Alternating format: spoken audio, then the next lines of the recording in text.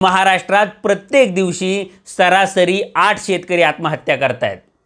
दुसरी गोष्ट म्हणजे युरिया आणि DAP खताचं जे शॉर्टेज निर्माण करण्यात आलंय ते शॉर्टेज आर्टिफिशियल शॉर्टेज आहे आणि हे शॉर्टेज निर्माण करून 280 रुपयाला असलेली युरियाची बॅग ही 330 रुपयाला विकली जाते। सोबतच जर युरिया पाहिजे असेल तर त्या कंपनीची जी खतं विकली जात नाही आहेत अशी लिंकिंग खतं घ्यावी लागतात। म्हणजे शेतकऱ्याची इच्छा असो किंवा नसो तरीही ही खतं त्यांच्या माथी मारली जात आहेत, तरीही त्या व्यापाऱ्यांवर कारवाई होत नाहीये। तिसरी गोष्ट म्हणजे राज्याच्या अनेक भागात पावसानं दडी मारली आहे, त्यामुळं अनेक ठिकाणी पिकं ही अक्षरशः वाळताना दिसत आहेत।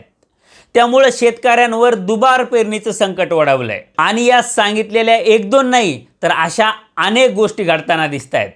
त्यामुळं शेतकरी हा पुरता अडचणीत आलाय आणि या सगळ्या परिस्थितीत जर कृषी मंत्री कायदे मंडळाच्या सभागृहातच रमी खेळत असतील तर जनतेचा संताप होणार हे साहजिक आहे।